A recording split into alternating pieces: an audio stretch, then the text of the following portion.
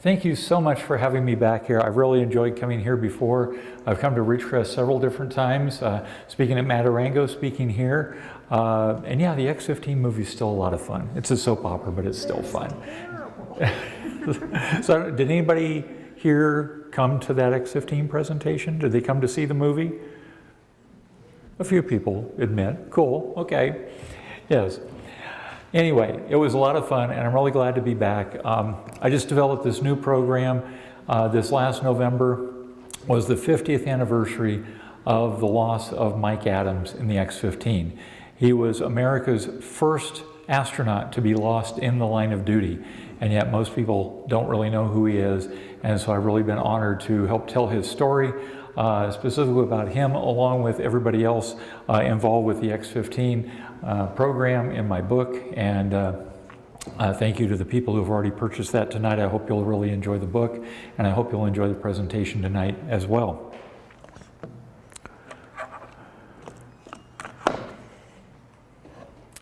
So I'm here to tell you the story of Major Michael J. Adams of the United States Air Force. He was an exceptional research pilot and astronaut on the X-15 rocket plane, the fastest and highest research aircraft that ever took to the sky. Adams was the first American astronaut who lost his life during a space flight, and yet little is known of him today. He was a family man with a beautiful wife and 3 children. Frida Adams made a point of attending each flight of the X-15 with her husband, Mike, which he flew for the U.S. Air Force. She recalled the first one saying, "It was scary, but exciting. It was sort of like Flash Gordon." Frida watched what preparation she could. They would bring us out in a trailer and get us up pretty close. You'd watch him walk across to get into the X-15. She waved and hoped that he would see her, but knew that once in his pressure suit, the visibility was very limited. I was always standing there wide-eyed. I can still see him walking out slowly, because in the suit, he sort of had to kind of walk like a robot. Once her husband entered the X-15, preparations continued. Eventually, the B-52 spooled up its engines, taxied away, then sped down the runway and off into the desert sky. While the lumbering bomber headed for the point on the map where her husband was dropped away to start the X-15 research flight, Frida was then taken back to the NASA control room where she watched the bulk of the mission unfold. Once the flight was over and the ground crew had helped Mike from the X-15 cockpit, she then hitched a ride back out to the lake bed to be able to greet him. It seems to me I was out on the lake bed most of the time, nothing but big space and all the activity going on. Mike Adams became the 12th and final X-15 pilot to enter the program. He made 7 research flights, matching NASA pilot Neil Armstrong. Adams served the shortest amount of time at just over 13 months from his first flight to his last.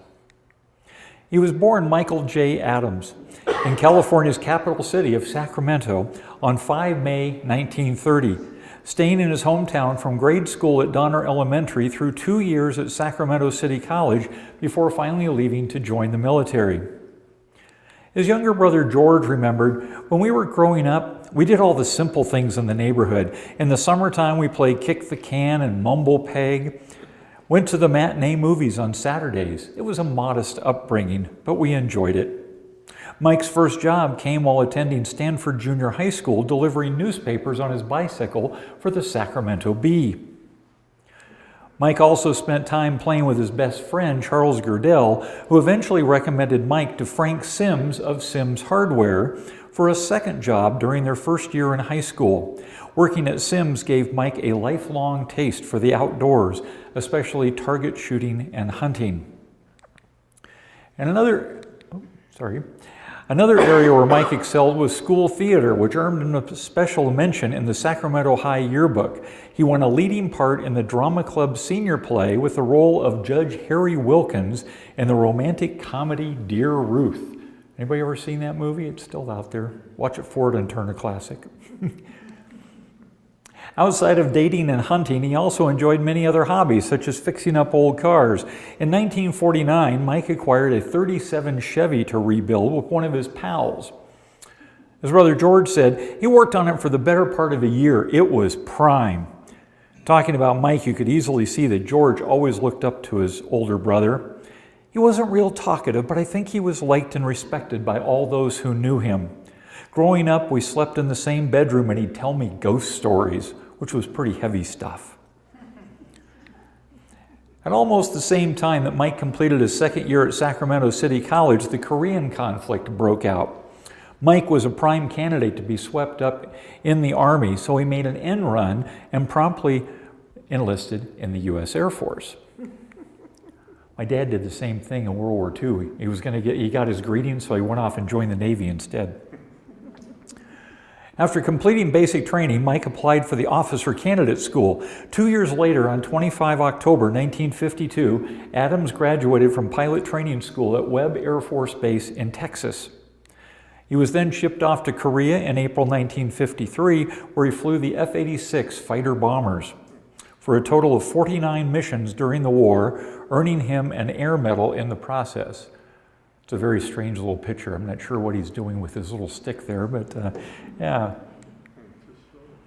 Returning to stateside duty changed his personal life forever when he met Frida Beard, a self-professed Southern belle. He came back from Korea and went to England Air Force Base in Alexandria, Louisiana, Frida told me. That's where I was living. And my brother set up these parties for us to try to get together. Mike finally succumbed to the pressure and called her for a date. Frida remembered that he asked her to go to a movie with him on a Wednesday night and said, well, if we don't like each other, at least we don't have to waste the weekend. Frida told me she laughed so hard she nearly fell on the floor and agreed to go to the movie. After 2 years of going together, Frida believed that Mike was finally going to pop the question over Christmas. But he was a little bit clueless in this area and bought her a 20-gauge shotgun instead. He liked flying, hunting, and family, almost in that order, she said. But Mike finally got her hint, proposing soon after the new year. We married in January 1955, not long after he had to leave on a 6-month tour to Germany. When he returned, it was like a stranger had gotten off the airplane. He came back, and we had to get to know each other all over again. Once Adams had returned from Germany, he pursued his military career in earnest.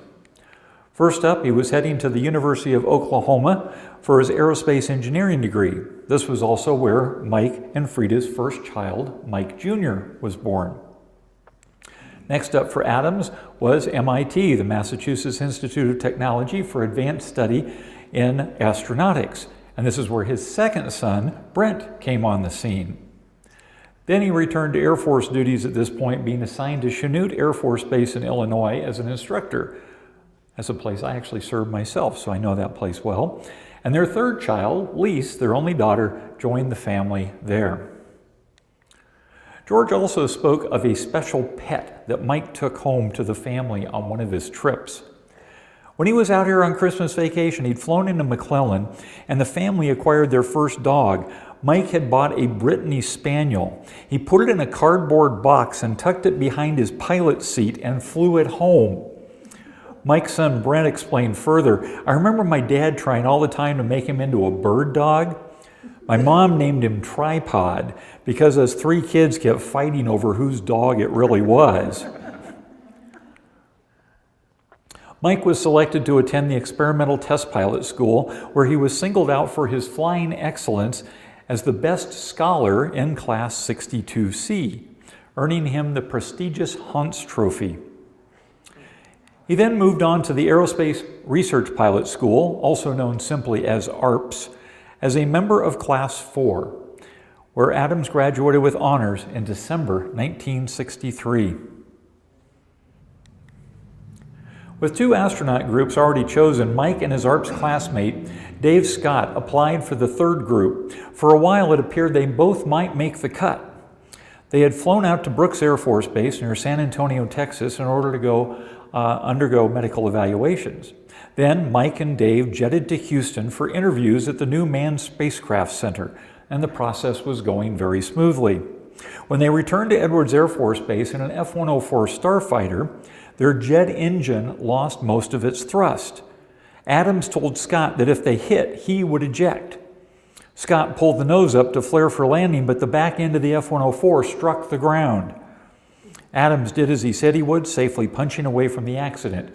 Scott, however, stayed with the crippled craft, and in a serendipitous turn of events, both pilots made exactly the right decision. On impact, the jet engine was shoved forward right into the space where Mike Adams had been sitting. If he had stayed in the airplane, he would have been crushed. Scott saved his own life by choosing to stay with the airplane because the impact had screwed up the ejection seat, and if he pulled the handle, it would have malfunctioned and he would have died with that. So it was really an amazing coincidence. They chose exactly the right things to do. Now, ejection is a severe process. Mike ended up with some temporary back problems, which took him out of the running for the astronaut class. Dave Scott, however, did get picked up and went on to fly into orbit on Gemini 8 with the former X-15 pilot, Neil Armstrong.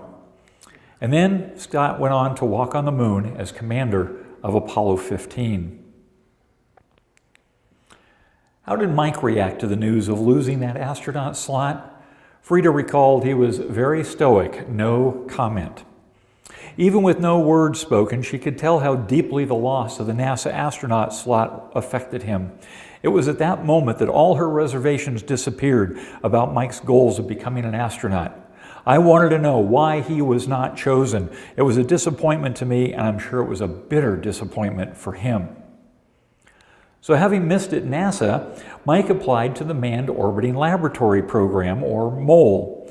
The spacecraft used a modified two-man Gemini spacecraft, which would be connected to an orbital module full of surveillance equipment. It was a military manned spy platform on orbit and could have also become America's first space station if it had ever gotten off the ground. MOLE had been an attempt to create a standalone military presence in space, something that still never happened today. Adams became one of 8 MOLE astronauts, which were announced on 12 November 1965. Right from the start, MOLE came under fire for militarizing space.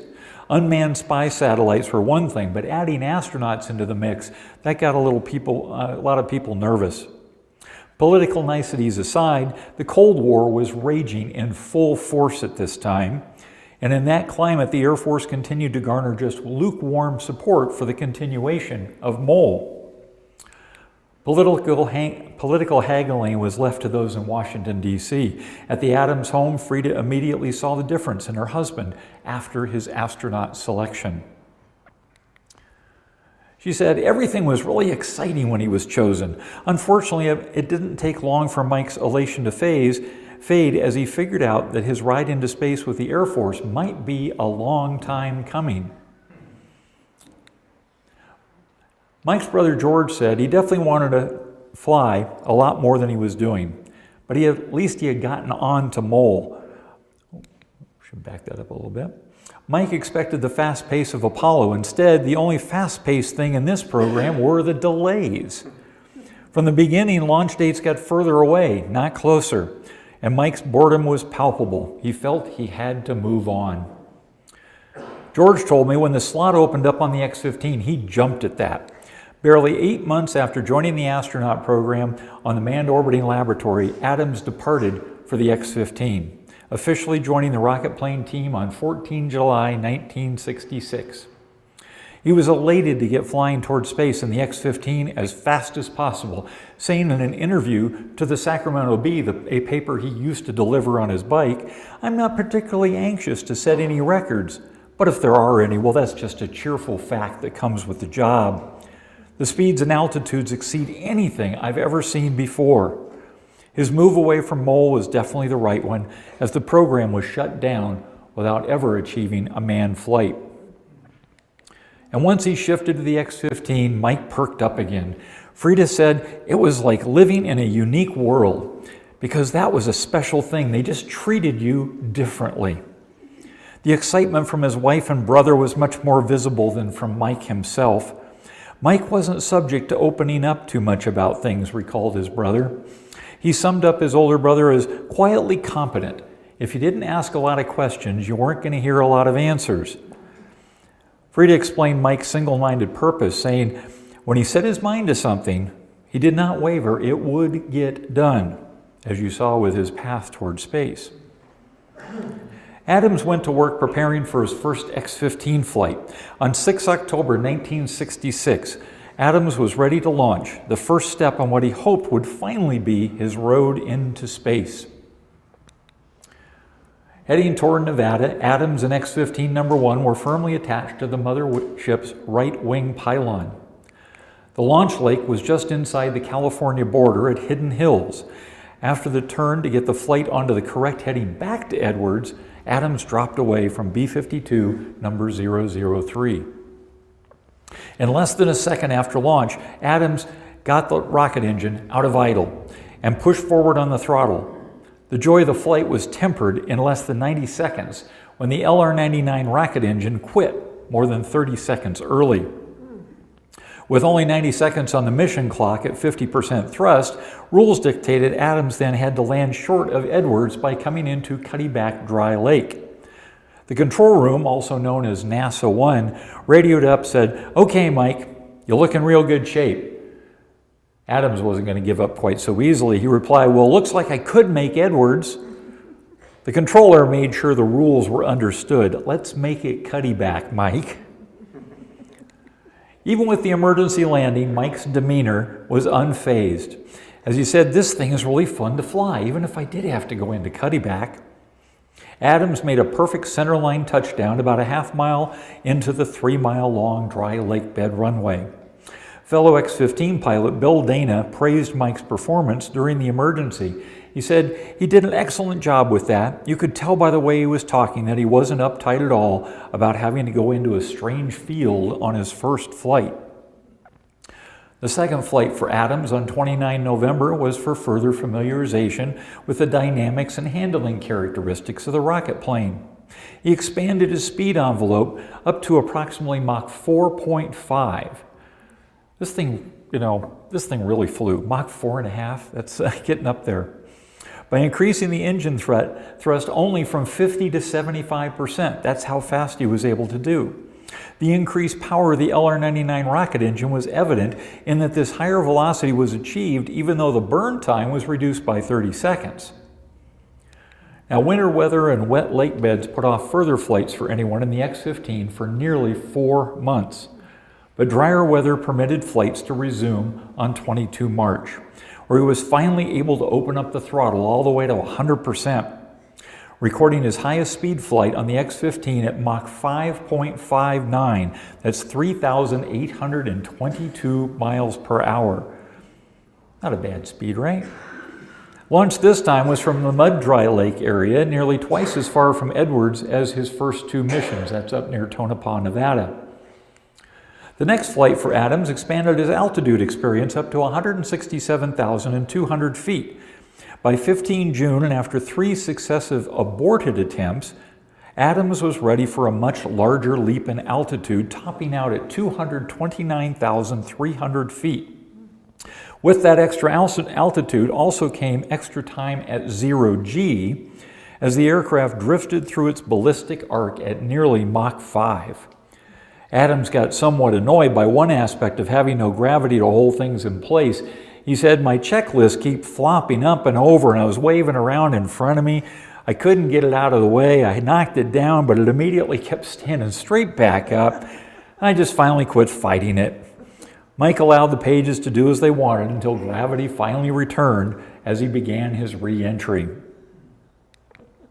After a successful re-entry from 43 miles high, Mike set up on final approach to the Rogers Dry Lake bed.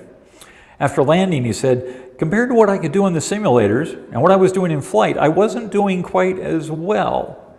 Maybe we should fly more often." Mike still craved a more aggressive flying schedule. After all, this was why he left the MOLE program. Well, it took more than 2 months for Adams to get back in the X-15 cockpit and ready for Flight 362. That's Aircraft 3 with the 60-second time it was going aloft. Even though it had taken too long by Mike's reckoning, he was ready to go. It was the first time since entering the program he accomplished 2 back-to-back flights with no aborted flights in between. On 25 August, Mike got ahead on his checklist and was obviously anxious to get underway. Adams went for the launch, saying, "I hit the switch, I threw the throttle on as fast as I could, and then I got a vibration malfunction shutdown." The X-15 continued its unpowered drop toward the ground as Mike ran through the restart checklist. 16 very long seconds later, he dropped 4,000 feet toward the ground. Finally, the familiar hard acceleration of the rocket engine kicked in. Adams was able to compensate for most of the altitude loss after launch, leveling out just 600 feet below his planned 85,000-foot target. Coming down quickly, he prepared to land, later telling his debriefers, "I don't even know where I touched down. It just goes and goes. That thing really floats. You can hold it off a long time." The X-15, it's a good airplane. As the dust on the lake bed began to settle and the friction of the skids brought the aircraft to a full stop, the clock read 1:35 p.m. on the afternoon of 25 August, 1967. After 6 flights, Mike Adams felt he was just getting the feel of this rocket plane. He looked forward to new and more meaningful missions, and he still had his sights set on space. But he had no way of knowing he had just completed his final successful mission on the X-15.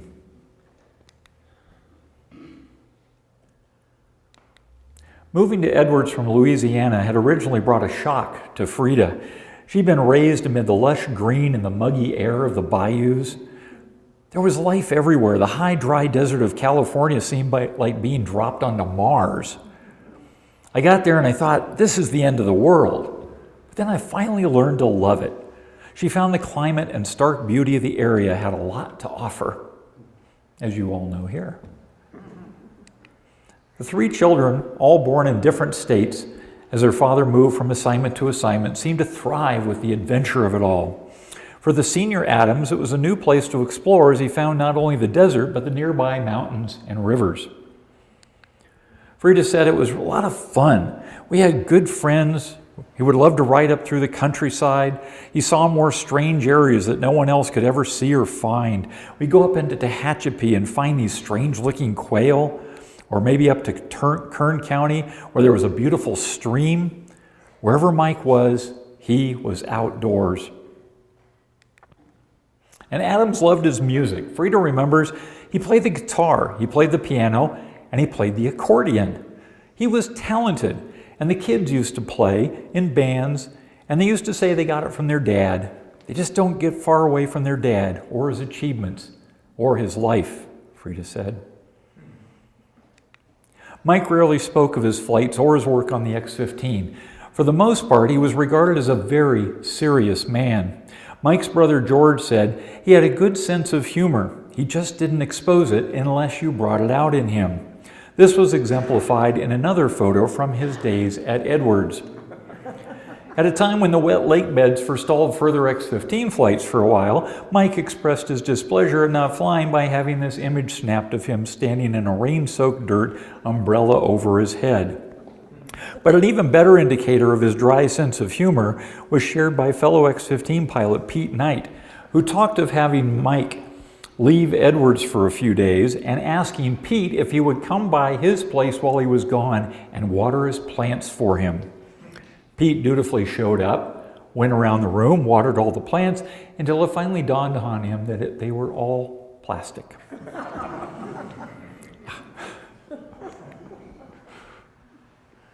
In October 1967, Adams stopped in to see his family in Sacramento and decided to take a quick outing with his childhood buddy Charles, who told me, "We took my dad's boat out. We were sitting out there waiting for the fish to bite, and Mike said, 'You know, I'm flying faster than those bullets coming out of a gun.' It was just fascinating to hear Mike say that. That was the last time I saw Mike."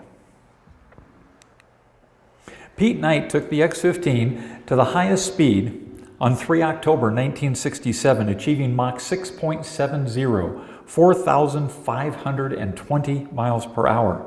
This is a speed record that still stands today and is considered by many to be the zenith of the X-15 program. 4 years earlier, NASA pilot Joe Walker had taken the X-15 to a height of 354,200 feet, 67.1 miles high. That's 10 times the height of a standard commercial airliner. This record was not beat until 2004 by Spaceship One.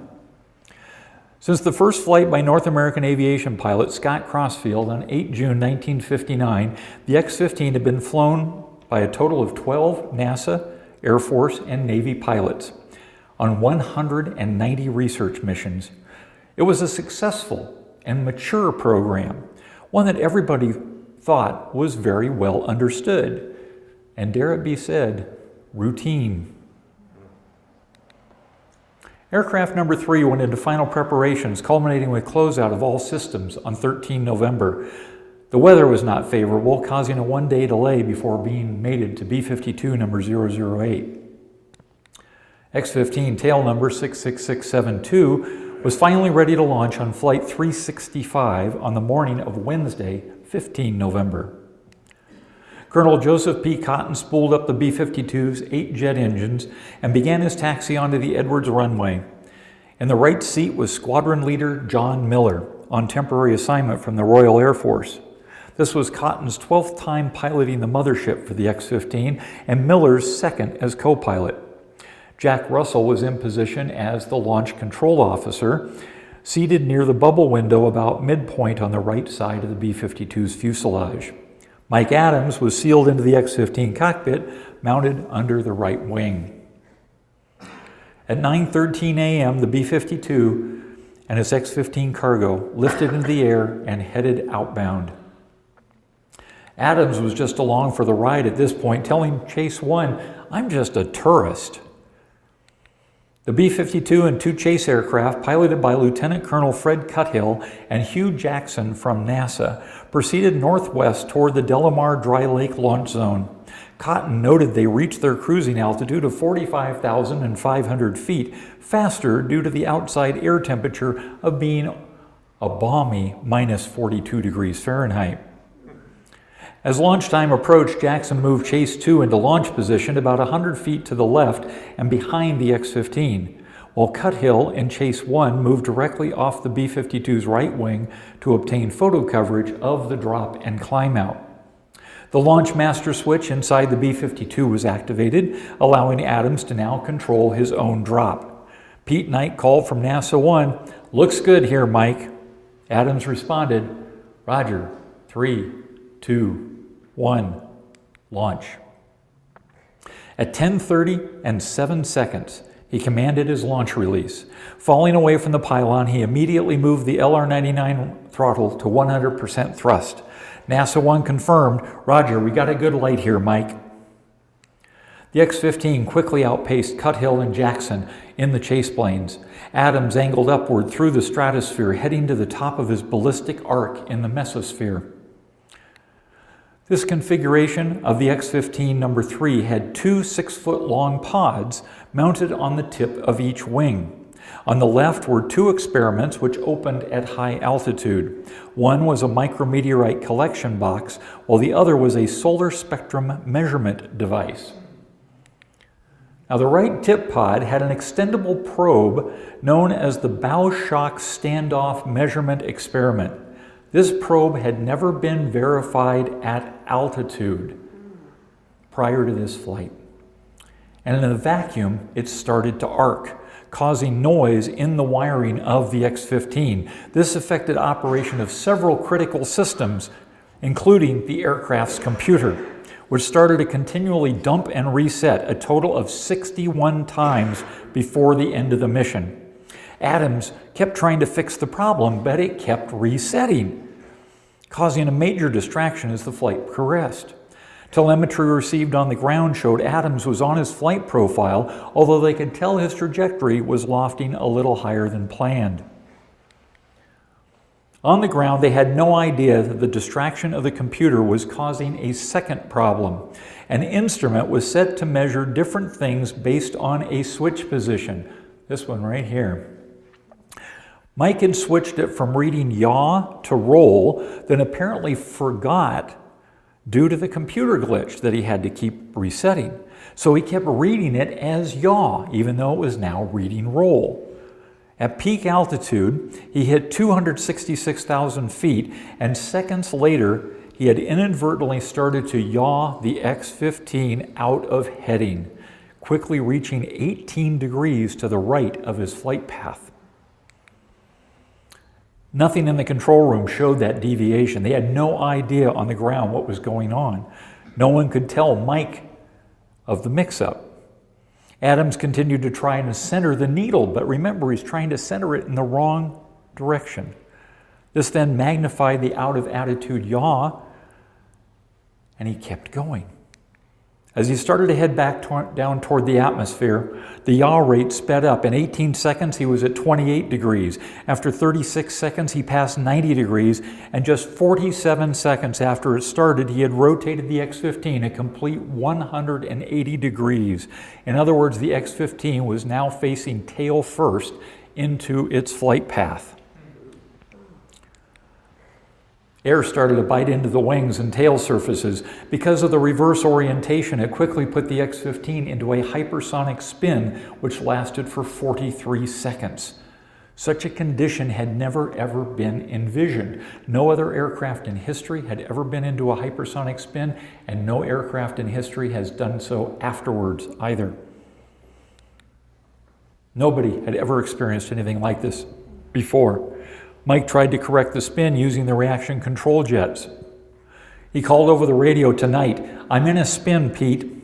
Knight didn't seem to understand, and Mike repeated the call 2 more times before finally going silent. NASA One continued to call on the radio, never envisioning the disaster that was unfolding high in the desert sky. Mike may have blacked out from the G-forces that were spinning the X-15 around at a high Mach number. When the X-15 came out of the spin at 120,000 feet, it was once again facing into the direction of flight. But then it went into a severe up and down porpoising motion at Mach 4.7. It inflicted plus and minus 15 Gs on the airframe. This quickly exceeded the aircraft's structural limits. At approximately 80,000 feet, the X-15 started to break apart from the aerodynamic loads, with the entire structure failing by the time it descended to 62,000 feet. At 10:35 and 20 seconds, just 5 minutes and 13 seconds after dropping away from the mothership's wing pylon, X-15 number 3 impacted the desert floor in a hilly area between Johannesburg and Ridgecrest. Mike was killed instantly. As is obvious from the flight radio transcripts, those in the control room and aircraft aloft supporting the mission had no idea of the severity of the events that were unfolding. Even though Adams radioed 3 times in just 17 seconds that he was in a spin, nobody seems to have heard. At this point, most everyone expected that Mike had maybe somehow made an emergency landing or hopefully had ejected. It took 10 minutes for someone to see signs of the crash. A helicopter was dispatched where they found the forward fuselage and confirmed the worst. At 11:01 a.m., the flight surgeon made the radio call, dispelling any doubt of a miracle. The day started no differently for Frida Adams from all the other X-15 flights when her husband was the pilot. She was at the NASA Flight Research Center watching the proceedings. Also joining her that day was Mike's mother, Georgia. She was in town to spend the upcoming Thanksgiving holiday with Mike and Frida and her 3 grandchildren. This was the first time Georgia had an opportunity to see her son doing the job which made him famous back in Sacramento. Frida sat quietly with Georgia in the NASA control room, not wanting to get in anyone's way as the flight proceeded, but soon after she heard the fateful call from Mike, "I'm in a spin, Pete," she knew something was wrong. Almost immediately, even as events continued to unfold, someone had the presence of mind to realize Frida and Georgia should no longer be in that room. She recalled, "We were standing, listening, and of course everything was just going awry. They quickly got us out of there. I can remember I wanted to help Georgia. I wanted to be sure she was protected from whatever. So I was trying to be the mother hen to her when I was probably falling apart myself." Several of the people I spoke with expressed grave misgivings about the X-15 program following the tragedy. This stemmed from how they felt the program had somehow lost sight of its objectives. Harry Shapiro, an engineer on the external tank system, said North American was very concerned there was a lackadaisical manner about the way that people were handling this aircraft. I think the company felt we were going to lose more if we continue with this manner. We really had to treat each flight as a critical item. X-15 pilot Robert White shared the same sentiment with me, saying, I often felt that sometimes we went too far with these things. When I was participating in the program, your eye was always on the ball. It was very intense. Now you're starting to take this as a routine thing. Boy, this is not routine stuff. Then there was that dual instrument presentation. You'd flip a switch and it would show you something's happening. You'd flip it another way and the same needle would show you something else. I thought, give me a break. That NASA is a different NASA than the one that I operated with. In the context of the opinions of both Shapiro and White, it can be argued that the historical roots of the later Challenger and Columbia Space Shuttle disasters can be seen as early as 1967 with the Adams accident. In the investigations for all three, people can go back and say they saw the problems beforehand. Yet no one was able or willing to step forward to get the attention of those who could have broken the chain of events before they spiraled out of control. The traversing probe experiment on the X-15's wingtip pod produced electrical problems because it had never been tested in a vacuum and was the ultimate root cause of what happened that fateful day. Yet instead of questioning this lack of testing, someone assumed that, well, since it had flown before, then that was just good enough. As was stated in both Space Shuttle loss investigation, the deviation from normal was now being accepted as being the new normal.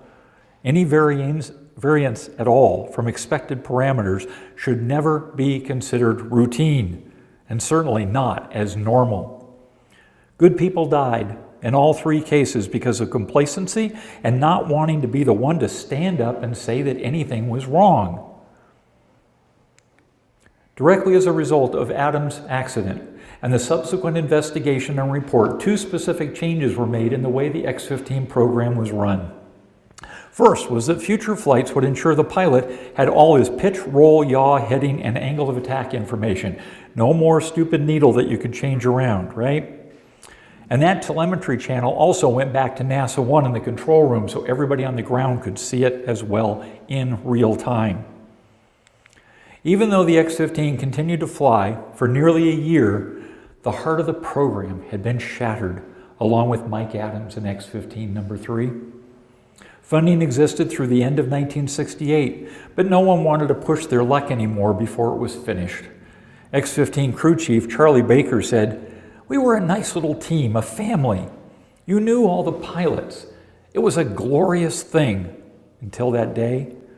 When you lose one of your family, you lose a part of yourself." Out of the 3 rocket planes, only the number 1 ship was left to finish out the program. Once the investigation was completed, the broken remains of X-15 number 3 were sanctioned to be buried in an unmarked grave out in the desert. For Mike, his legacy is that the flight test community learned a powerful lesson in safety. 10 years before his last mission, pilots seemed to be throwaway items out at the base. Almost every week, someone was being replaced after one crash or another. But a decade later, losing a pilot to an in-flight accident was a rarity. Unfortunately, these lessons were apparently not transferred to the Space Shuttle program, later costing 2 very expensive vehicles and 14 irreplaceable crew members. When a tragedy strikes, the exact moment becomes a fixed point in time, one which never diminishes in memory. Charles Curdell, Mike's best friend, was crossing the 8th Street Bridge in Sacramento when he heard the news on the radio that day. Mike's brother George was in an attorney's office. I got a phone call there from a military spokesman, and he informed me of the fatal accident. It was a severe shock. Suddenly, you're having to cope with something that heretofore was not possible. It's like everything else. You just don't think it's going to happen to him or to you. A memorial service was held at the Edwards Base Chapel on Saturday, 18 November at 3 p.m. Chaplain Roy gave the eulogy, intoning, "The flight testing profession has lost a dedicated pilot, and the United States Air Force has sustained a great loss. He gave his life doing the thing he most wanted to do." It was a sentiment echoed by Charles when he said, "Mike loved that plane. We hated to see him go, but he died doing something that he loved. I couldn't imagine Mike ever being in an old folks' home someday." The memorial concluded and the people filed outside for a final tribute as a group of Edwards Flight Test Center pilots flew a formation of jet fighters over the chapel, one of the planes pulling up sharply as they passed overhead in the missing man formation. Within just a few weeks, Frida and her children had to vacate their home at Edwards. She chose to move the family to Louisiana rather than up to Sacramento. Her roots were down in the South. "You go right back to your own people," she told me firmly. Mike also went with her to be interred close by. Frida thought that that was the right thing to do, and the family in Sacramento didn't object. She always remained close to Mike's family and often crossed the country to visit. Frida settled in Monroe, Louisiana, returning to college to finish her master's degree, where she also met her future second husband, George, a college professor who specialized in theater arts. "I loved working in my flower garden. You didn't get to do that out at Edwards." Mike's X-15 flight had been scheduled for an altitude of 250,000 feet, but his peak altitude ended up being 266,000 feet. Those extra 3 miles made a lot of difference in one very specific respect. In the 1960s, the United States Air Force held the official position that any pilot who exceeded 50 miles in altitude was to be considered an astronaut. On 15 November 1967, Mike Adams accomplished this goal in the X-15 with less than a half a mile to spare. In the end, his dream of entering space finally was realized. On Tuesday, 16 January 1968, Frida made an 80-mile trek west to Barksdale Air Force Base, Louisiana.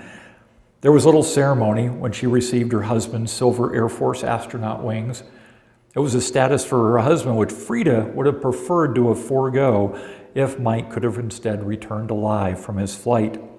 "You can't help but be bitter when you have to go through something like that," she said. "Just think what could have been." Looking back at her years with Mike, she had regrets, but also wonderful memories. We had a good life and all. When he would go out early, he'd fly over our house and he'd wave those wings at us.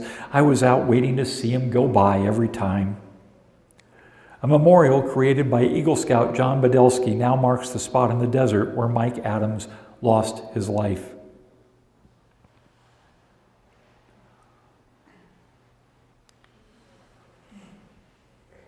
One evening, not long before his final flight, Mike Adams decided to take his 2 boys, Mike Jr. and Brent, along with their nephew, David, out to the NASA hangar at Edwards for a private tour of the area where their father and uncle worked. At the time of this nocturnal visit to the hangar, it was filled with a wide variety of experimental aircraft in all sorts of strange shapes and colors. Adams let the boys explore, even open up some of the aircraft so they could sit in the cockpits to pretend they were flying at high Mach numbers themselves. Remembering his long-ago childhood, a giant grin appeared as Brent recalled that magical night with his father. I believe all 3 X-15s were in there that particular night. I'll never forget that. Dave said, "I remember walking beneath the B-52 as we entered the area, and it was just amazing to have done that. I remember that so vividly, and it's left an impression on me to this day." I asked Brent which image is the first to come to mind when he speaks of his father. It would have to be with his flight suit on, out there standing on the lake bed. If there's a second image, it would be him fishing or something up at Lake Tahoe. This image of Mike out in the forest or on a lake is the way so many of his family and friends remember him, although the public image was always of a serious man standing stiff and unsmiling next to the X-15. But Mike was so much more than that. Bill Dana related, He was just a great big bear of a guy. Mike was really laid back compared to the average pilot who was running at max gain all the time. He was just different from the other guys on this program. With all that Mike had gone through, from losing the NASA astronaut selection to the F-104 ejection industry, becoming frustrated with the lack of progress on the mole to the point of leaving that program, and finally being selected to fly as one of the elite test pilots on the X-15, maybe in the end he found his heart being drawn in a different direction. Perhaps inner peace for Mike Adams would not have been in outer space, but in the backcountry of America. Dana shared a thought that opened a tiny window into the soul of Mike Adams. He told me he talked like he was ready to get out of the Air Force and go be a forest ranger. I don't think he actually would have done it, but that's what he claimed he wanted to do. Go be a forest ranger. Maybe Mike would have chosen this new path. Probably been exceptionally good at it if fate had not intervened so tragically that day. Thank you for being here for Mike Adams tonight. I've been honored to share his life story with you. I hope you'll remember Mike the next time you look up into space on a clear night. Good night to you all. If you have any questions about Mike or the X-15, I would be more than happy to answer them for you. Thank you very much.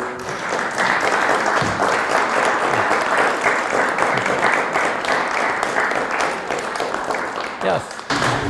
Who and how did they decide the experiments that would be flown on the vehicle? Oh, that was an interesting process. You know, the first half of the program or so, the X-15 was really the experiment. That was, the whole idea was to get the X-15 up and flying. They were doing the hypersonic research. And then about halfway through the program, they got up to about 100 flights. They'd achieved pretty much all the goals that they wanted to achieve on the X-15 itself. And sorry, I should be using this. And they started saying, you know, the X-15 is going places where nobody else can go. So let's start putting experiments on to the X-15. So it became this experiment carrier. It was never slated to do anything like that, but that's what it did for about half of its lifetime.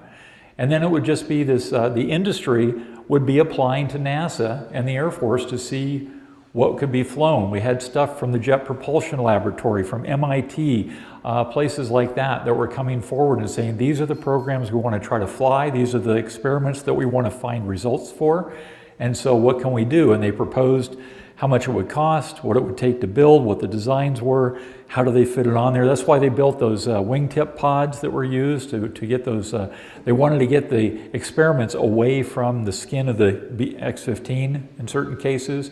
As you can see on some of the pictures, if you come up later, there's a photo that's got this hatch open behind the cockpit where telescopes came out and everything. It's just fascinating to see all the different things that the X-15 could carry.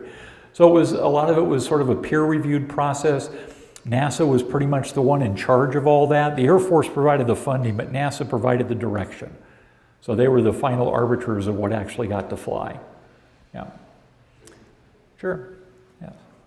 Yes. How did they know that he forgot whether it was yaw or roll, or that it had malfunctioned maybe or something? Yeah, they definitely found that it did not malfunction. They found because there's actually cockpit footage that was found. There was a camera sitting right over his shoulder here looking at the instrument panel the whole time. It took them quite a while to find it. It's one of the interesting things in the book is just going out trying to find this cockpit camera. First they needed to find the canopy because the canopy had separated from the rest of the vehicle. Then they found the canopy, but the camera was gone. They finally found the camera, but the film cassette was gone. Excuse me. So you got to think, you got this little teeny film cassette that's out there in this vast wasteland. And there's this guy, Johnny Armstrong, who was an amazing aerospace engineer. And he sat there and did all these calculations based on wind direction, vehicle direction, all this other stuff. And he came down and he said, I think it's going to be found right there. Based on the weight and the wind and flopping around and whatever, this is where it's going to come down. So they took a bunch of people out there. It's about 2 weeks after the accident. They scoured that area, and sure enough, there it was. And they picked it up and they put it in a special container. They flew it back to Washington, D.C. to get it processed. Then the film was brought back. They actually sat down on Bill Dana's living room floor and went through that film frame by frame right there on his floor. That was the first time anybody looked at it. And that's when they could go back and they could see exactly what was going on. So they could tell he flipped the switch here. He never flipped it back. You know, things like that. So they could tell what was going on.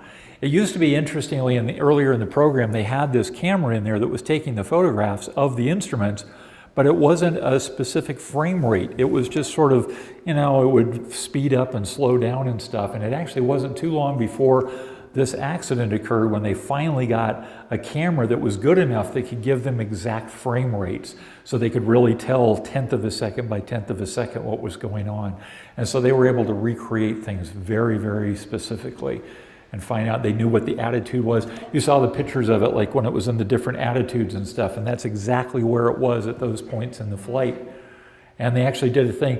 You've all probably seen old science fiction movies or something that used a process called stop motion animation, right? They'd have monsters or something that would be, you know, one frame at a time. And they were actually able to do that with the telemetry of the X-15 and a model, and they actually flew the whole profile through stop motion animation to find out exactly where everything was. It's a fascinating film to watch. Yeah. Yes. Yeah, thank you very much for the presentation. Awesome job. Thank you. Are you familiar with the book by Milton Thompson, At the Edge of Space? I was wondering, I've read that. That was an awesome book, and I'd like to read yours too. Oh, thank you. Yes, I hope you'll give it a chance. It's really, really a lot of fun. I worked on this book for 30 years. I interviewed like 70 people. I talked to 9 out of the 12 pilots. 3 of them were gone. Mike Adams, Joe Walker, and Jack McKay died before I was able to start my research back in 1983. And I talked to all the other pilots. I talked to members of the families of everybody else. And I was just so honored to be able to talk to these guys. It's about 30 to 40% of the guys that I spoke with are now gone. So I'm just so proud to be able to give voice to these people through this book. And, you know, talking to people like Frida, you know, I drove back to Louisiana, and you talk about the Southern hospitality, you know, it's like, oh, I'm going to stay in the hotel. No, you're staying in our house. You know, we're making you dinner. They were just absolutely wonderful people while I was there. I just love them. And we were out here doing the Adams Memorial rededication on the 50th anniversary back in November. And you saw the one picture in here of Brent and the nephew. And that was a picture from that day. They actually came out. Brent came all the way from Louisiana to be here that day. And David came down from Sacramento. So it was really wonderful they did. Unfortunately, Frida couldn't make it. She is still around, but she's in her 90s now, so she didn't come out that day. Yeah. So, yes. That picture you had of the mole spacecraft, was that a genuine picture or was it like a cartoon? Because that telescope is special, but kind of cartoon. Oh yeah, no, that was an artist's impression. Yeah, there was some models built, but there was never anything. It never finished full scale. They did one test flight of a mole. It was really interesting because the Gemini that they were going to use is modified 2-man Gemini that was on the front of the laboratory. The only way they could get from the mole back into the laboratory was through a hatch that you had to go through the heat shield. And so the astronauts that were on the mole program were like, you're going to cut a hole in our heat shield. Yeah, I don't know about that one. But so the only test flight they ever did for the mole program was an unmanned test flight. It was actually a reflight of the Gemini 3 spacecraft where they had actually cut the hatch in the back and flew it through its whole profile and brought it back and proved to those guys, we're not going to burn your backs off. It's going to be okay. And that vehicle is down at the Air Force Museum in Cape Canaveral down there. So it's still there. I've been able to see that. And it's really interesting because I can imagine being an astronaut sitting there saying, there's this hole back there. I sure hope we close the thing well or whatever. Yeah. But yeah, unfortunately, there was never anything that flew. So that was all artist renditions. Yeah. Oh yeah. Uh-oh, phaser on overload. Yes? In the movie The Right Stuff, it portrayed the scientists really trying to run the program and relegated the humans just to sit there and do nothing. did a lot of the X-15 work say, hey, the pilot really is an important part, and did that help sway them? Oh, absolutely. The X-15 was such an amazing program, and it had such pilot input. The pilot had to approve of everything that was going on his aircraft. And they would go through their simulations and everything else. All the flight profiles were flown time and again before they ever got into the cockpit and flew. And Mike Adams probably would have been fine if it hadn't been for that stupid electrical arcing that kept dumping that computer. So he kept getting distracted. And so the X-15 did so many things that helped augment the space program. The X-15 was the first vehicle that came back and re-entered under a pilot's control. Remember, before that we had the Mercury, Gemini, Apollo. And we're just having these ballistic re-entries, and you got to have a whole naval flotilla out there to pick them up, right? The X-15 came back under control, landed precisely on a lake bed exactly the way I wanted to. Guy would go out in a truck, get the guy out and bring him back. Some guys would safe the vehicle and tow it back across, and they'd start getting it ready for the next mission. When it came time to fly the space shuttle or designing the space shuttle, the X-15 proved absolutely instrumental in making the space shuttle program the success it was for 135 flights over 30 years. Because originally, if you remember back in the early days of the space shuttle program, they wanted to mount these big giant jet engines back in the back. And they were going to say, it's like, okay, we're going to fly through re-entry, and then we're going to pop these engines out, and we're going to try to spool them up, and we're going to try to get up to speed with these jet engines, and then we can go fly around and go land at some airport or whatever. And it's like, if they had done that, the payload to orbit would have been cut by about 1/3 to 2/3. It was ridiculous to try to put those things in. Milt Thompson, one of the X-15 pilots, finally was sent down by NASA. He got in a jet and flew down to Houston and sat with those guys who were working on the designs of the space shuttle and said, you know, we flew the X-15 199 flights. The first 90 seconds of this flight was under power. After that, we were on a ballistic arc. We came back, we re-entered, we landed with no power at all, and we set it down routinely right where we wanted to on the lake bed. And we don't need jet engines to fly us around. You can do unpowered landings. And he finally was able to convince them, dump those stupid jet engines, you can make pinpoint landings. And really interestingly about that is the fact that one of the early space shuttle pilots was a guy named Joe Engle, who also happened to be pilot number 8 on the X-15 program. He earned his astronaut wings 3 different times on the X-15 program before he left and went to Houston and joined the NASA astronaut office. And he went on to fly the space shuttle on a couple of occasions into orbit. And on STS-2, the second flight of the space shuttle, he is, to this day, and always will be, the only pilot who was ever allowed to fly the space shuttle fully manually from the deorbit burn all the way to landing at Edwards Air Force Base because of his time on the X-15. Because he knew what it was like. Once the space shuttle got down to about 400,000 feet, you were right into the program range of the X-15. It's like, hey, I've done this before. Very similar angle of attack, very similar speed. Everything was handled almost exactly the same way. So the X-15 really paved the way for the shuttle program and made the space shuttle program very successful, except for the unfortunate 2 losses that we had of the Challenger and Columbia because of some really stupid people that I won't get into right this moment. Yes? Was there ever an accident report that you had access to on the flight of Mike's? Yes, yes. Yes, I have a copy of Mike Adams' accident report. It was a pretty sobering thing to read. It was one of the things when I was writing the book, it's like, how detailed do I want to get about this stuff? There was a lot of things that I said, no, I'm not going to even go there. You know, I gave a full accounting of the accident, but there were things that just didn't need to be said for the book. There's so many different aspects that I just even glossed over tonight on what were involved. It wasn't just the computer malfunction, the traversing probe malfunction. There was also some other things that came into play on there. When Mike was applying for the Manned Orbiting Laboratory program. They put him through all these tests.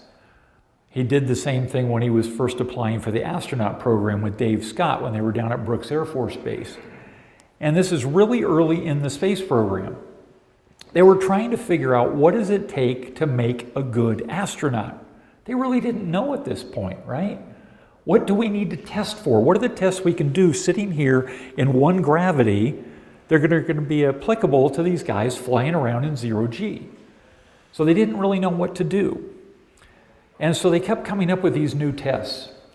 And what they did in Mike's case was they actually gave him a new type of vertigo test. And all of the astronauts that went through that, they actually said, we're going to put you through this test, but this is an experimental test. Whatever happens in the test will never be held against you, because it is just an experiment. But unfortunately, in that test, out of all the guys tested, Mike tested positive for vertigo. But it was never passed on to anybody because it was a sealed record, because of the experimental nature of it.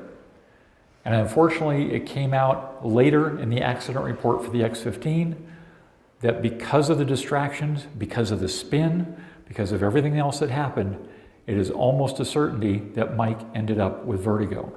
They went back and opened the records, back to the medical records, and the types of sensations that he was apparently going through are the kinds of things that would lead to some of the things that happened on the X-15.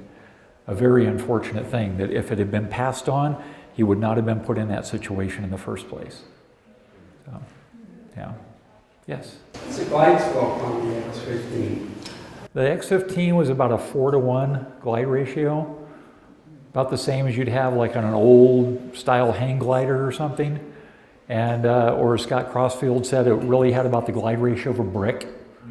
In fact, after Scott Crossfield's first flight, he got a special presentation from the American Glider Association. I think that's the right name of it.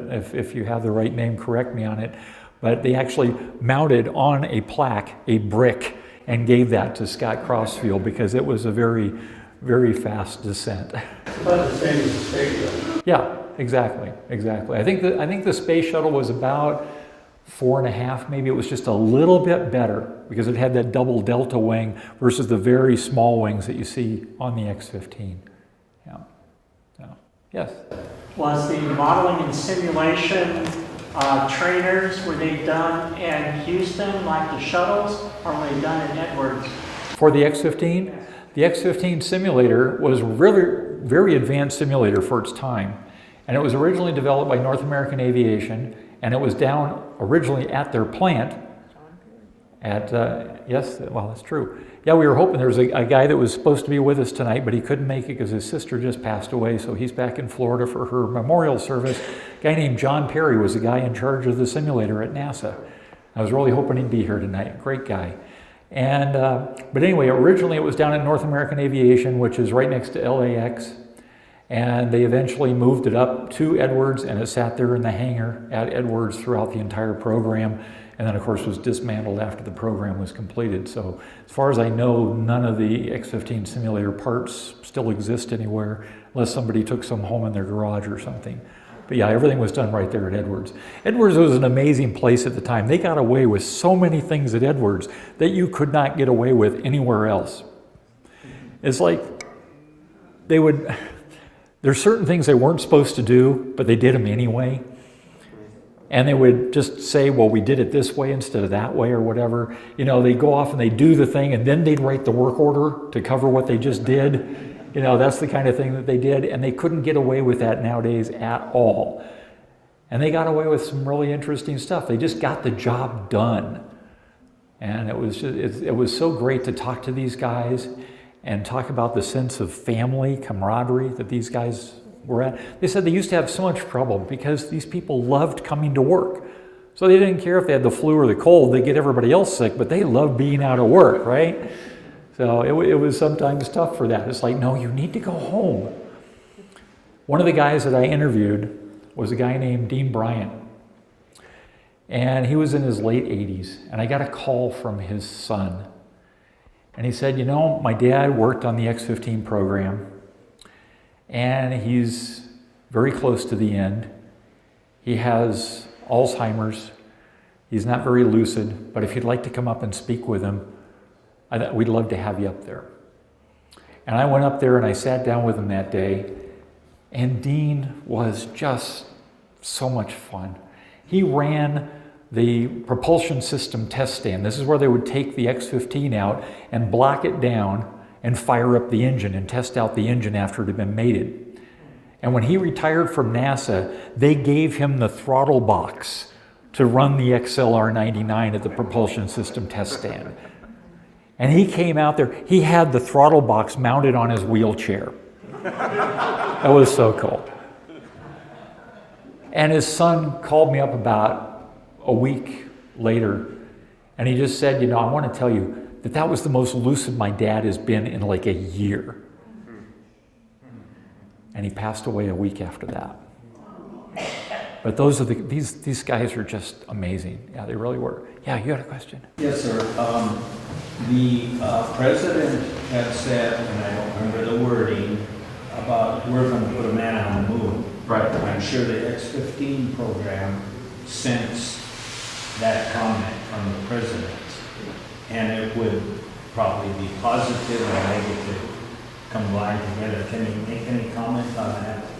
Well, it was really interesting because when the X-15 first rolled out, October 15, 1958, 2 weeks after NASA was formed, the X-15 rolled out down at LAX.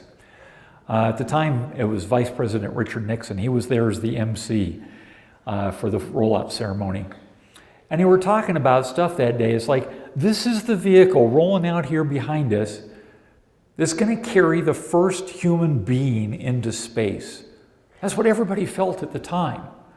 Walter Cronkite was there. They were doing 20th century programs on the X-15, all this kind of stuff. It was amazing to watch all this stuff.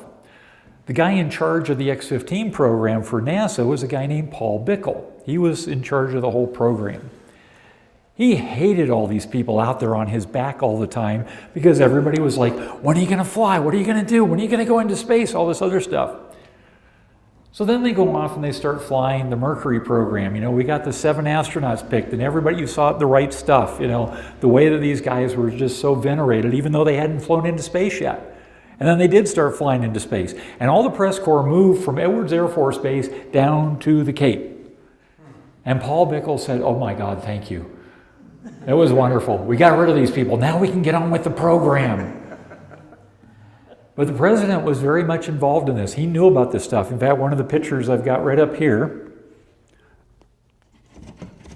if I can get it. Here's a shot with President John F. Kennedy with 4 of the X-15 pilots, the original 4 X-15 pilots, where they all went to get the Collier Trophy, one of the most prestigious trophies for aviation. And you've got Bob White, Joe Walker, Forrest Peterson, and Scott Crossfield went down there. So they were definitely venerated by the president. I actually know they presented JFK with a special model of the X-15, and actually found the guy who still has that. He inherited that. And what a great thing to have. So yeah, so President Kennedy definitely was interested in the program, but the rest of the country is like, nah, it's not that big a deal. We like to watch these rockets go up. For me, that's one of the things that got me excited about the space program. I was watching the Mercury, Gemini, and Apollo programs taking off, right? But it was all on the television. My dad used to take me along on trips to Edwards. And I used to get to see the X-15, and I got to meet some of these pilots. These were the real guys. 5 years old, the first time I ever went up to Edwards and saw the X-15. And that's what led this passion that came to this book so many years later and stuff. It was like being there and getting to watch that happen. What's that? Oh, she wants me to tell you about meeting Neil Armstrong. Okay. One of the first times I was up there, I was about 6 years old.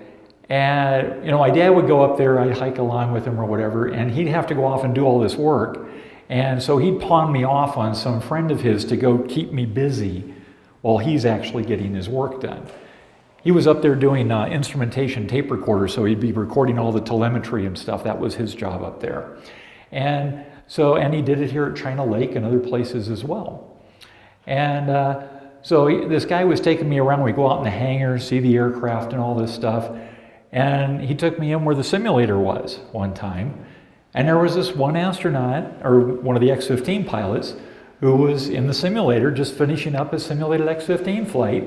And he got done and he got out of the cockpit and he started walking away. And I'm standing there next to this other guy, this friend of my dad's. And this guy, he could have just walked off and went back to his office, and he came over and he introduced himself. And it was Neil Armstrong.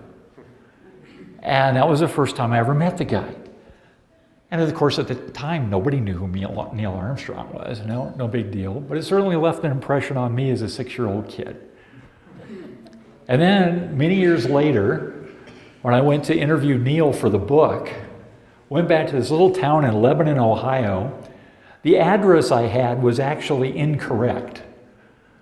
The address they had given me that I thought it was 310 Main Street in Lebanon, Ohio, which is just about the only street there is in Lebanon, Ohio. And it was pouring down rain, and I went up and I knocked on the door, and it took forever, knocked on the door again. Finally, the door creaks open. This guy about 90 years old opens the door, and he says, "Yes?" I was like, "Well, I'm here. I've got a scheduled interview with Neil here at 2 o'clock. And the guy says, Neil who? I said, Neil Armstrong, you know, the pilot, the astronaut? You might have heard of him, he landed on the moon. You know, I thought it was his dad or something, right? And he sits there and he thinks a second, it's like, oh, wait a minute, yeah, you're talking about that astronaut fella, right? Yeah, he's down the street there. It was 31, not 310. So I went down the street, still getting soaked the whole way, go down the street, knock on his door. There it was his office, walked in, and my first view of Neil Armstrong, since I'd seen him at the simulator that day so many years before, was him with a trash can going around trying to catch the water coming in. He had trash cans all over the place. There was more water coming down inside than outside. And he shook my hand and stuff and said, this is great, but I think we should go somewhere else for the interview. So we picked up, grabbed all our stuff, went across the street, sat down in the local ice cream parlor and sat in the corner of the ice cream parlor, and I did my whole interview with him there.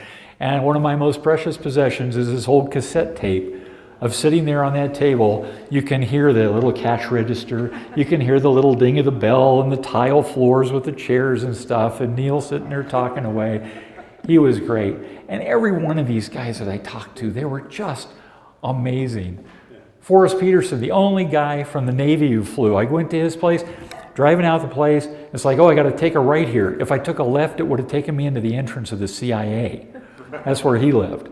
So I go into this little cul-de-sac, we go in, there was 9 a.m. on a Saturday morning. He answers the door. He's still got his robe on Saturday morning, right? And is covered in cat hair. And he has me come in and we sit down at the kitchen table and his wife is pattering around and making us breakfast and everything. And we sat and did our interview and stuff. You know, he's an ex-Navy admiral. He used to be the commander of the USS Enterprise. And we sat around with his cat-covered hair. And it was just, every one of them was like that. I can't say enough about these guys. Yeah. So, I'm sorry. I get carried away with some of these. Yeah. Yes? What's the relationship, was it Dryden Research at Edwards? Yeah, the Dryden Flight Research Center, yes. Were they players then, or they came later? Dryden Flight Research Center, I'm trying to remember exactly when it came in. When the X-15 first started, it was called the High Speed Flight Station. And then it went through, I think, one more iteration before it finally became the Dryden Flight Research Center in the 1960s. So it was sometime during the X-15 program. I don't remember the exact dates off the top of my head. Was it Muroc? Well, Muroc goes way, way back. Muroc was before it was named Edwards. Edwards Air Force Base was named after Captain Edwards, who was killed in a YB-49 flying wing accident. But anyway, yeah, the Dryden Flight Research was there during some of the program. I don't remember exactly how much. It was named after Hugh L. Dryden, great aerodynamicist, what have you. And just 3 or 4 years ago, they decided to change the name in honor of Neil Armstrong, and it's now known as the Armstrong Flight Research Center. And I know Neil's sons were there, and we went through all these ceremonies, and everybody was talking about, oh, what a wonderful honor for Neil and everything, and the boys were up there talking about how great a day it was, and I took them both aside afterwards, and I said, what do you think your dad would really think about them naming this after him? He would have hated it. He didn't want it. He did not like that kind of accolade at all. And he would sit there and say, Hugh Dryden was much more deserving and he should still have that name. But Armstrong is much better known, so he gets the name now. Yeah. So, any other questions? Oh, yes. What was the metal that they used for the skin of the X-15? Oh, yes. The skin of the X-15. One of the interesting things about the X-15 was that they were not trying to dissipate the heat. They were actually trying to absorb the heat. That was part of the experiment of the X-15, was how does high heat affect structures at hypersonic velocity. And if you come up later, if you haven't had a chance yet, right in front of the X-15 wing, there's a little sheet of this stuff that it's made out of. It's called Inconel X, and it's a nickel alloy steel. And that's what the primary coverage of the whole aircraft is, except in the very nose where they have what they call the hot nose or whatever. It's a cue ball. You know, a lot of old aircraft have like a pitot tube out in front for airspeed and direction. They couldn't do that. It would just melt right off. So they had to develop this thing called the cue ball, which is this ball that they actually tested it by sticking it in the afterburner of an F-100 jet to make sure it would not melt. And it has these little holes drilled in it, and because of that, it can sense the attitude as long as there's any kind of air pressure on there. And that same ball was then transferred to the Saturn V vehicle and is on the very tip top of the launch escape system and helped direct the Saturn V as it flew its profile up into space. Yes? I know the ribs were made out of Inconel X. Yes. And now you're telling me the skin was made out of it. Yeah, the skin was made out of Inconel X. Some of the lower heat areas were made out of titanium. I was just wondering how they attached it. I mean, they couldn't use regular rivets to do that. They had the Inconel X rivets because they couldn't. Yeah. So yeah, if you go back and look at these, the only one you can really see up close, the one at the Smithsonian, there are two aircraft, one's at the Smithsonian, the National Air and Space Museum, and it's hanging up so you really can't get close to it. But the one at the National Museum of the U.S. Air Force in Dayton, you can walk right up to it and you can see it. And so you can see all of this on there. One of the things they had to do on the wings are like, you know, these sort of trapezoidal pieces, and it's only the center part of the wing that's actually connected to the fuselage. The front and the back, there's a big gap about this wide because they have to have the expansion and contraction. And even in the fuselage itself, they have expansion joints in the fuselage where you can just see where there's like little tubes in there to make sure that it stays together. And it's really fascinating to get up close and personal to the X-15 and see all this stuff. Because it's one of the things I talk about in the beginning. It's like you look at it from far away, very sleek and fast, you know, it just looks like it's going hypersonic, right? But you get up close to it, it looked like a boiler. It really did. You know, it was just not what you'd envision for, you know, a high-speed vehicle like that. And it's like even on the back, on the very back of the fairings and the back of the upper and lower tail, it's actually corrugated. It's not even smooth because, of course, it's completely out of the slipstream. So they didn't need to have it that way. They didn't have to have it streamlined. They just had it corrugated because that gave it the best strength. So they did what they needed to do for wherever they were building that part. Yeah. So, yes? You have your books for sale? Yes, I do. Yes, absolutely. I would be more than happy to sign a book for you tonight. Yes. Oh, thank you. Yes. Or just one second. Yeah. No, just give me a thumbs up. I'll be over. Oh, thank you. Thank you very much. Yes. Yes. Yes. For anybody who does get a book, I also have one of the things that I'm very obsessed with is that I collect patches and stuff. And all throughout my interviews, I'd always ask the guys, "Did you have an X-15 patch?" And it's like, "No, we never had that." So I went off and designed my own patch. And one of the things that I did, a friend of mine came up with this idea, and he made the patches, these little stickers here, and I actually put these in any of the books that you get. So you get a copy of my little program patch in there. You can see what this is what the embroidered patch looks like. So yes, it's up there. Yeah. Yeah, this is the prototype patch that I had. Unfortunately, I don't have any more of the patches. I only made a limited run on those. Thank you.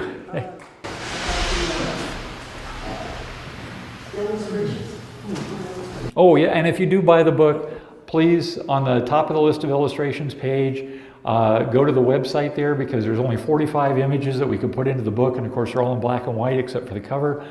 I have over 600 images that are tied to the individual chapters. There's also download files. I have this thing I love. It's called In the Footsteps of the X-15, and you can actually go out and find all these sites. It shows you exactly how to get out to the Adams Memorial Site. It shows you how to get to the old radar sites, all these kind of things. So that's all there. I'm totally OCD, so you'll find all this stuff on my website. Anyway, thank you so much for having me here this evening. I really enjoyed it.